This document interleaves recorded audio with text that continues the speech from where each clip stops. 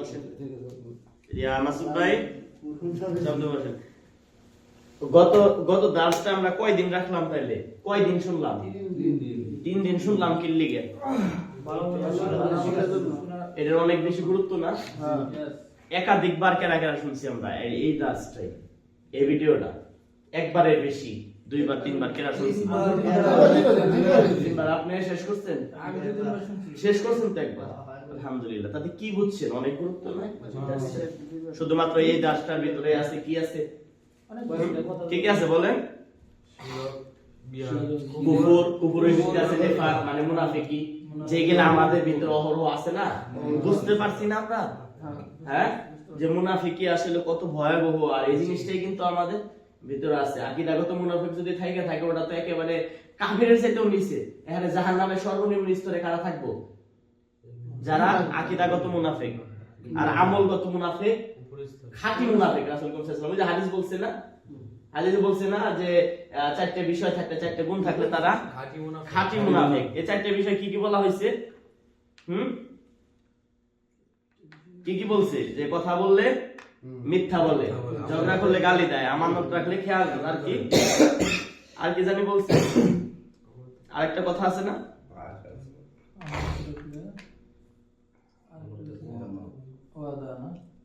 ওয়াদা করলে সে ওয়াদা রাখে না। মাশাআল্লাহ। এই যে এখানে বলা হয়েছে আমার খেয়ানত, কথা বললে মিথ্যা, অঙ্গীকার করলে ভঙ্গ করে, বিবাদে লিপ্ত হলে অশ্লীল ভাবে গালাগালি করে। সহিহ বুখারী 34 নম্বর হাদিস। আর মুরতাদ বিষয়ে আমরা পড়ছি, তো আজকে পড়বো ইনশাআল্লাহ শিরক বিষয়। ঠিক আছে, শিরক কিন্তু আচ্ছা, শিরক এত গুরুত্বপূর্ণ কি লাগে উস্তাদের পড়ায় আমরা বুঝতে পারছি, তাই না? কিসের জন্য এত গুরুত্ব? কারণ শিরক হলো আল্লাহ সুবহানাহু ওয়া তাআলার নিকট সবচেয়ে বড় গুনাহ। আল্লাহ সব গুনাহ মাফ করতে পারে, শুধু মাফ করব নাকি শিরক মাফ করব? তাহলে এটা জানা আরো বেশি জরুরি না? আমরা এই জন্যই একটা দাস আমরা এই 3 দিন বইরে আর গোসল দিয়ে শুরু করব। হ্যাঁ, কোন ক্ষেত্রে এই গুনাহটা? আল্লাহর সাথে শরীক করা। শিরক মানে কি? শিরক মানে যে এই শিরক পরিভাষায় আল্লাহ ব্যতীত অন্য কিছুকে মহান আল্লাহর সাথে অংশীদার সাব্যস্ত করা। মানে আল্লাহ সুবহানাহু ওয়া তাআলার কাছে আল্লাহ ছাড়া আরো কারো সাথে এটা অংশীদার করা। কি কি অংশীদার? এটা উস্তাদ তো দেখো নাই ভিডিও, শুনছো কিনা? লেকচার শুনছেন কিনা জানেন ভাই? আমরা বুঝতে পারছি না যে কিভাবে শিরক হয়। আরো আমরা একটু বুঝি আসলে কি বুঝলাম আমরা। কি সিফাতের সাথে, যেমন শিরক তাওহীদ কয় পদের আমরা পড়ছিলাম? পয়লা ইসলাম কিন্তু আগে 3 পদে, তাওহীদুল উলুহিয়া, তাওহীদুর রুবুবিয়া, তাওহীদ আসমা ও সিফাত। উলুহিয়া মানে কি? উলুহিয়া মানে হচ্ছে ইবাদত, যেগুলো আমরা ইবাদতের ক্ষেত্রে দেই, আর যদি শিরক করি ওটা হলো তাওহীদুল উলুহিয়া খেলাফ করলাম আমরা। ওইটার ভিতরে আছে আপনি কোন সিজদা কোন, নামাজ কোন, কুরবানি কোন, চাওয়া কোন, দোয়া কোন, সব মাজারে যাওয়া, কুরবানি করা, যা আছে সবগুলো এগুলো ইবাদত। যেমন করতে হয় না, তেমন তাওহীদুর রুবুবিয়া। হ্যাঁ, তাওহীদুর রুবুবিয়া তো সবাই মানে হিন্দুরা মানে তাওহীদুর রুবুবিয়া কয় না? উপর আল্লাহ খাওয়ায়, উপর আল্লাহ দেয়, উপর আল্লাহ চলায়, উপর আল্লাহ সৃষ্টি করছে। রব মোটামুটি বিশ্বের সবাই মানে। যারা নাস্তিক তারাও এক ধরনের রব নামে, তারা কয় প্রকৃতি বানাইছে আমাকে। আর হলো তাওহীদ আসমা ও সিফাত, গুণের ক্ষেত্রেও এটার ভিতরে অনেকেই শিরক করে যে আল্লাহর গুণ আর মানুষের দিয়ে দেয়। ইয়াটা তো বেশি করে তাওহীদ উলুহিয়া ইবাদতের ক্ষেত্রে। হ্যাঁ, তারপর শিরকের প্রকৃতি। শিরক হলো একটা ভয়ঙ্করতম পাপ। বুঝতে বলছেন ওস্তাদে? এটা তো আর মানে বুঝার বাকি রইল না ইনশাআল্লাহ। তো কোনো ভাবে গলায় ছুরি ধরলেও শিরক করা যাইবো না, করা যাইবো না। তারপরে শিরকের সূচনা কিভাবে হয়, এই জিনিসটা বুঝলে কিন্তু অনেক কিছু পরিষ্কার হয়ে যাবে আমাদের। শিরকের সূচনা কিভাবে হয়? নূহ আলাইহিস সালামের সময় কিভাবে হয়? তখনকার কে ওদের 5 জন বান্দা ছিল, কি ইয়াদ, ওয়াদ, সুয়া, ইয়াগুস, ইয়াউক, নসর। 5 জন নেককার বান্দা। এটা তো উস্তাদ বলছে, কিন্তু ওইভাবে আরেকটু অন্য জায়গায় আরেকটু ভালোভাবে আছে। কেমনে? যে তারা নেককার বান্দা, তাদের সবাই সম্মান করতো। এটা কারা ছিল? নূহ আলাইহিস সালামের আগে, আদম আলাইহিস সালামের পরে। সর্বপ্রথম পৃথিবীতে শিরক কখন শুরু হয়? নূহ আলাইহিস সালামের জামানায়। তার আগ পর্যন্ত কিন্তু শিরক ছিল না, অন্য পাপ ছিল। হাবিল কাবিলের ঘটনা, আদম আলাইহিস সালামের সন্তান, তখন কিন্তু শিরক না। একজন আরেকজনকে হত্যা করছে, অন্য অন্যায়, অন্য পাপ করছে, কিন্তু শিরকি পাপ করে নাই। শিরক শুরু হয়েছে নূহ আলাইহিস সালামের সময়। কিভাবে? নূহ আলাইহিস সালামের ওই 5 জন লোক যখন মারা যায় তখন তারা সবাই খুব ভিতরে কষ্ট পাইল, হাই হাই রে, এদের দেখে আমরা ভালো কাজ করতাম। যেমন কথার কথা উদাহরণস্বরূপ আমরা ধরতে পারি, জানি না যারা দুনিয়া থেকে চলে গেছে তারা কেমন মানুষ ছিল, ভালো আশা করি আমরা, যেমন শাহজালাল রহমতুল্লাহ আলাইহি, হ্যাঁ, বা নিজামুদ্দিন চিশতি, হ্যাঁ, ওই যে যেটা বলা হয় দিল্লিতে নিজামুদ্দিন আউলিয়া বলা হয়, বা আরো যারা আছে আমরা ধারণা করি তারা ভালো মানুষ। তারা যখন দুনিয়ায় আছে তাকে দেখে মানুষ ইসলামের দিকে আকৃষ্ট আসছে। আর তারা যখন দুনিয়া থেকে চলে গেছে, এটা কিন্তু নূহ আলাইহিস সালামের কাহিনী কথা বলতেছে, মুক্তিপণ ভালো লাগছে। তখন তারা বলছে যে হাই হাই রে, আমরা কাদের দেখে ইবাদত করবো? তখন শয়তান এসে কি করলো, দেখ এদের স্মৃতি, দেখেন শয়তানের দীর্ঘ পরিকল্পনা, আমরা তো নগদে খাইতে চাই, হাই হাই হইলো নাকি, আমরা আজকেই পারলাম নাকি, কিন্তু কি কি করছে শয়তান এক হইতাছে যে তোর এক কাম কর, একটা মূর্তি বানায় একটা জায়গা রাইখা দে, ওই মূর্তির জিনিস যখন দেখবি তখন তোদের ওই এদের ভালো কাজগুলো মনে পড়বো, আর ভালো কাজগুলো যখন মনে পড়বো তখন কি করবি, ওটা আগ্রহ হইব, স্বাভাবিক না? যেমন এনে বসলে আমরা ভালো কাজের প্রতি আগ্রহ পাই, আবার যখন আমরা মোবাইলে শয়তানি যখন দেখি তখন আর ভালো কাজের প্রতি আগ্রহ হয় না, তাই না? ঠিক ওইরকমই ওদেরকে দেখলে ভালো কাজ আগ্রহ হয়, কিন্তু ওরা আছে কই মূর্তিগুলা কই বাইরে, কিন্তু ইবাদত খানায় না। ওই প্রজন্ম গেছে গা, মনে করেন একটা প্রজন্ম শেষ, তাদের পোলা বানাইছে, এখন তাদের পোলা বানাইছে হইতাছে শয়তান এসে তাকে হইতাছে, দেখ তোরা ওই ফাঁকে যে দেহে মসজিদে আইসা ইবাদত করস, গির্জায় এসে ইবাদত করস, এর সাথে তোরা এক কাম কর, ওই মূর্তিগুলো আরে মসজিদের পিছনে এক সাইডে রেখে দে, যাতে তোরা দেখলেই যাতে ইবাদতের দিকে আগ্রহী হস, ভালো কাজগুলো করতে পারস। গেল নে, ওই প্রজন্ম শেষ, পরের প্রজন্ম আইছে, কইতাছে দেখ শয়তানি কিন্তু অসহসা দিতাছে, এই এই সম্মানী ব্যক্তিগুলো তোরা পিছিয়ে ইবাদত করস, তোরা এক কাম কর, তোরা ওইটার সামনে রাখ, সামনের সাইডে রাখ, রেখে তোরা যখন ইবাদত করবি তখন তাদের দেখলে তোদের ইবাদতে মন বসবো। সামনে আনছেনি, ওই প্রজন্ম শেষ, সামনে ইবাদত করছে, তারপরে প্রজন্ম গেছে, আরে তোরা আল্লাহর কাছে চাস কে? এদের দেখে এরাই তো দেওয়ার মালিক, আল্লাহ নির্ধারণ করে দিয়েছে এই 5 জন রে, 5টা দেবতারে, এই 5 জন মানুষ আল্লাহ নির্ধারণ করেছে, এদের কাছে চাইলে এরা সুপারিশ করে আল্লাহর কাছ থেকে আইনা তোদের দিব, তোরা তো আল্লাহরে করতেছ না। কই থেকে আনছে দেখছেন? আসলে ভালো মানুষ, যেমন উদাহরণস্বরূপ আমরা কইতে পারি শাহজালালের মাজারে এখন কি হয়, এখন কি হয়, শাহজালাল রহমতুল্লাহ আলাইহি তিনি যদি যদি ইসলামের এই কোরআন হাদিসের দাওয়াত দিছে আশা করি, কিন্তু এখন কি তাই হয়? কিভাবে হলো এটা? কয় প্রজন্ম গেছে? মাত্র হয়তো বা 200 বছর বা 250 বছর, কতদিন গেছে আমার মনে নেই, এরকম তো গেছে নাকি? আচ্ছা থাক, 700 বছর গেল, 700 বছরের মাথায় এখন কি হয়? হয়নি? নূহ আলাইহিস সালামের জামানায় যখন ওই যে নাতিপুতিরা কইলো এদের মাধ্যমে চা, একটা সময় কইলো এদের কাছেই চা, এদের কাছে চাইলে আল্লাহর কাছে চাওয়া হয়ে যাবে, কয় না? যে নবীর ধন কে আল্লাহর ধন নবীরে দিছে, আল্লাহ গায়েব হয়ে গেছে, নবীর ধন খাজারে দিয়ে খায়া শুয়ে আছে, খাজা কোথায়? আজমিরে শুয়ে রয়েছে, আই খাজারে তোর দরবারে কেউ ফিরে না খালি হাতে, কার কাছে চাইবার কইতাছে? চাইতে কইতাছে কার কাছে? ঠিক আছে নি? ফার্স্টে কইছে তার উসিলাই চাও, যেমন এখন কিন্তু বলে, যারা বলে যে আমরা হকপন্থী পীর যারা, তারা বলে যে এই পীরে সুপারিশ করে জান্নাতে নিয়ে যাবো, বলে না এরকম? বলে কিনা? আচ্ছা ঠিক আছে নাকি? এই যে দেখেন, এই যে নূহ আলাইহিস সালামের এই কাহিনী শুনলে, যে শিরকের সূচনাটা আমরা বুঝলে অনেক কিছু আমাদের জন্য পরিষ্কার হয়ে যাবে। ঠিক আছে, সুপারিশ করবে কি? রাসূল সাল্লাল্লাহু আলাইহি ওয়াসাল্লাম, তারপরে আল্লাহর অনুমতি করবে, ভালো বান্দা আছে তারাও সুপারিশ করবে। কিভাবে করব? আল্লাহ অনুমতি দিব যে তুমি সুপারিশ করো। ওই যে সূরা আয়াতুল কুরসিতে আছে না, মানজাল্লা ইয়াশফাউ ইনদাহু ইল্লা বিইজনি, মানে এমন কে আছে যে সুপারিশ করবে আল্লাহর কাছে আমার অনুমতি ব্যতীত? তো এরা তো অনুমতি এদেরকে কেন দিচ্ছে, বললো যে এরা সুপারিশ করব। উস্তাদ ধরতে হবে, আলেমের সাথে থাকতে হবে, তার মানে এটা না যে বাংলাদেশে যেটা চলতেছে, ঠিক আছে, জ্ঞান অর্জন করতে হবে। তাইলে নূহ আলাইহিস সালামের যে শিরকের সূচনা হয়েছে ওই ফাঁদে আমরাও পড়ব, ওই ফাঁদে আমাদের পড়া যাইব না। আর এই ফাঁদ থেকে বাঁচতে হইলে একটাই রাস্তা, জ্ঞান অর্জন করতে হবে, শিরক সম্বন্ধে বুঝতে হবে। তো বুঝলাম তো শিরক সূচনা হয়েছে কিভাবে? নূহ আলাইহিস সালামের সময় থেকে। এটা কিন্তু নতুন কিছু না, আল্লাহর সাথে শিরক। আর আমাদের এই শিরক একটা পাপ, একটা শয়তানি করার জন্য শয়তান কত বড় পরিকল্পনা নেয় এটাও বুঝতে পারছি, যে শয়তান কিন্তু আমাদের মহা পরিকল্পনা নিয়ে আমাদের সামনে উপস্থিত আছে, পিছনে লেগেই থাকবো। ঠিক আছে, যে আমরা এই যে ইবাদত কিভাবে, ওর কিন্তু প্ল্যান আছে কিভাবে জ্ঞান অর্জন থেকে দূরে রাখা যায়, প্ল্যান কিন্তু আছে। আমরা যদি একটু সাবধান না হই তাইলে পাও ফসকে করে যাব। ঠিক আছে, জ্ঞান অর্জন করে দেবো। শিরকের ভয়াবহতা তো বুঝলাম। শিরক একটি বড় জুলুম। সূরা লুকমানের প্রথম 10 আয়াতটা আমরা একটা সময় পড়বো ইনশাআল্লাহ। ওই যে সন্তানের ওখানে আছে যে ইন্না শিরকা লা যুলমুন আযীম, মানে এটা তো বুঝি আমরা, আযীম মানে মহান, শিরক মানে জুলুম, একেবারে ভয়াবহ। নিশ্চয় শিরক বড় জুলুম, নিজের উপরে জুলুম। শিরক কোনোভাবে করা যাবে না। শিরক হলো কি সর্বোচ্চ গুনাহ। এখানে রাসূলুল্লাহ সাল্লাল্লাহু আলাইহি ওয়াসাল্লাম বুখারী শরীফের একটা হাদিসের উদাহরণ দিছে না, সবচেয়ে বড় গুনাহ হলো আল্লাহর সাথে শিরক করা, আর তারপরে কি পিতামাতার অবাধ্য হওয়া।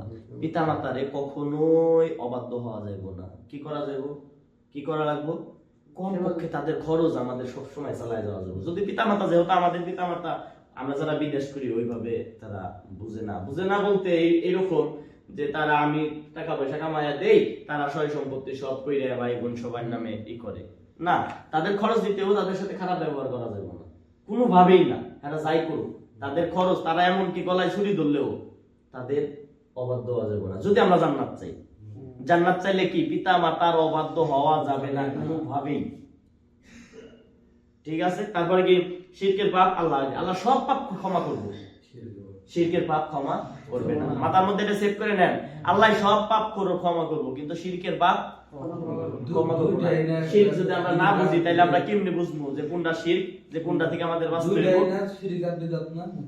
বেদাত আছে, ওটা আরো সামনে আছে, কিন্তু শিরক হলো ভয়াবহ, ওটা আরো বুঝতে পারবো আমরা। ঠিক আছে, বেদাত কইরা শিরক না করলে, বেদাত করে, এখন সামান্য একটু বলে রাখি, বেদাত কইরা যদি কেউ হাসরের মাঠে হাজির হয়, বিচারের মুখোমুখি হয়, তাইলে হ্যাঁ জাহান্নামে যাবে, কিন্তু কোনোদিন ফেরত আসার সুযোগ আছে।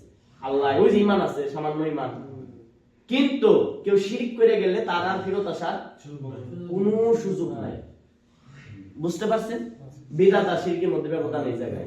আর বেদাত করলে জাহান্নামে যাইতে হইব, কিন্তু কোনো একদিন আল্লাহর দয়া হইব যে ওর তো ঈমান ছিল, বেদাত করছে, বানায় করছে, আমার মহব্বত বেশি করবার গেছে, রাসূলুল্লাহ সাল্লাল্লাহু আলাইহি ওয়াসাল্লাম আগে বাড়বার গেছে, আগে বাড়ার কোনো সুযোগ নাই, ওটা সামনে আসবো। তো কেউ সাথে পড়াইছে না বেদাত? শিরকারীর জন্য জান্নাত হারাম ঘোষণা। আল্লাহ সুবহানাহু ওয়া তাআলা কি যে শিরক করে তার জন্য জান্নাত হারাম। হারাম মানে তো বুঝি আমরা, তার জন্য মানে একেবারে জান্নাতের আর কোনো মানে কোন তার কোনো ই নাই, জান্নাতের ব্যাপারে কোনো মানে অন্য কোনো আলাপই নাই যে ভালো কাজ করলাম, এটা করলাম, এগুলার কি প্রতিদান স্বরূপ পাবো কিনা। শিরক সকল নেক আমল বরবাদ করে দেয়। কেমনে? এই যে কষ্ট করে, এই যে আজকে ওরা ওমরায় যাবো না, অনেক কিছু করলো, কইরা হেরা লাস্টে খালি মানে এমন একটা কিছু করলো যে শিরকের পর্যায়ে পড়ে, তে ওনার সব পাইবো তো নাই। এই যে এখন যে ইবাদত বন্দেগী যেগুলা করতেছে, এই যে আমরা জ্ঞান অর্জন করতেছি, এগুলা পিছে বাতিল হয়ে যাবে। কি লেগে বাতিল হবো? তাইলে এনে বাতিল হলো কে? এগুলা শিরক। কারণ শিরক আগের যে নেকিগুলো আছিল ওইগুলা পিছে ধুয়ে মুছে দেয়। এই জন্য শিরক করে, শিরক থেকে ফিরত আসার একটাই শর্ত। কি শর্ত জাভেদ ভাই? উস্তাদ কি বলছে? তওবা করা। তওবা কইরা রিটার্ন আসতে হবে, তাছাড়া আর কোনো সুযোগই নাই। যেমন ওযু করলে গুনাহ মাফ হয়, শিরকের গুনাহ মাফ হইব? হবে না। যেমন এক জুমা থেকে আরেক জুমা, তারপরে এক মুহররমের রোজা থেকে আরেক মুহররম, তারপর আরাফাতের রোজা, এগুলো রাখলে কিন্তু এক বছরের গুনাহ মাফ হচ্ছে। কোন গুনাহ? শিরকের গুনাহ, শিরকের গুনাহ, ছোট ছোট গুনাহ, অনেক গুনাহ আমাদের হয়ে যায়, সাগীরা গুনাহ, এগুলো আল্লাহ মাফ করে দিবেন। কিন্তু বড় গুনার জন্য কি? তওবা করতে হবে। শিরকের জন্য কি করতে হবে? তাহলে তওবা করতে হবে। শিরকের প্রকার, শিরক আকবার এবং আসগার। আসগার মানে কি? সাগীর, সাগীর মানে ছোট, হ্যাঁ, আর আকবার মানে কাবীর, কাবীর মানে বড়। শিরক আকবার বলতে কি বলা হয়েছে? উস্তাদ কি বলছে দেখি একটু মনে আছে নাকি? আল্লাহর সাথে অংশীদার সাব্যস্ত করা। খেয়াল করেন, এগুলা কিন্তু যারা অনেক জরুরি। আল্লাহ ব্যতীত অন্য কোনো ব্যক্তি, বস্তু, প্রাণীর উপর উপাসনা করা। আল্লাহ ব্যতীত কোনো বস্তু, ব্যক্তি, আবার কি কইছে? বস্তু। বস্তুর মধ্যে কি পড়ে? লেশ। আপনি যে ইয়ের ভিতরে ফুল দিবার যান, পাথরের ভিতরে, পাথর খাম্বা খাড়া করে দিচ্ছে, নিষেধ, যাবেন না। বস্তু দরকার আছে যাওয়ার, না গেলে ফাঁসি দিব, যাম না, সমস্যা কি? শহীদ মিনার, এটা আরো অনেক কিছুই তো আছে, এগুলা করে, এগুলা বস্তুর পর্যায়ে পড়ে না। আর হিন্দু মূর্তি তো আছে, যে কোনো মূর্তি এটা বস্তু না। এগুলা বই, এদের ভিতরে কি জান আছে?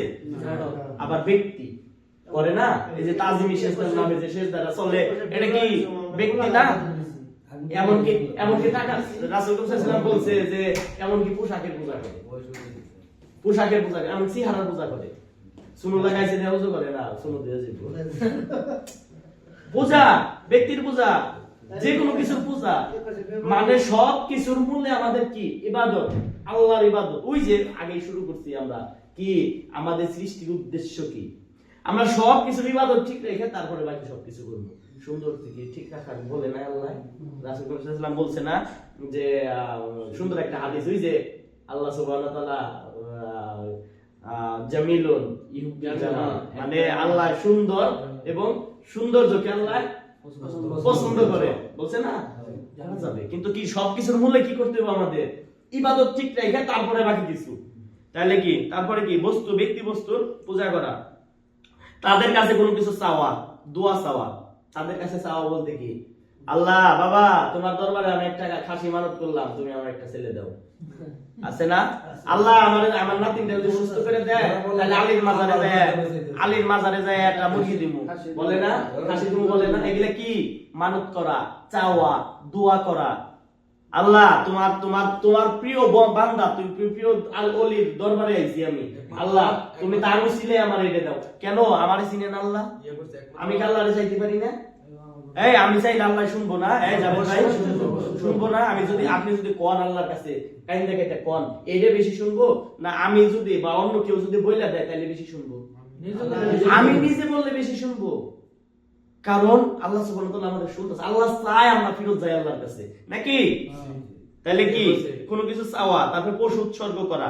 মোট কথা তাওহীদের তিনটি মৌলিক বিষয়, মহান রুবুবিয়্যাহ, উলুহিয়্যাত ও আসমা ও সিফাতের সাথে অন্য কিছু অংশের সাপোর্ট করে শিরক আকবার বলে। শিরক আকবার এর ফলে একজন ব্যক্তি ইসলামের গণ্ডি হতে বেরিয়ে যায়। মানে শিরক আকবার করলে ইসলামের গণ্ডিতেই থাকে না, সে কি করে? ইসলামের গণ্ডি থেকে বেরিয়ে যায়। তারপর শিরক আসগার, শিরক হলো ইসলামের গণ্ডি থেকে বের করে দেয় না।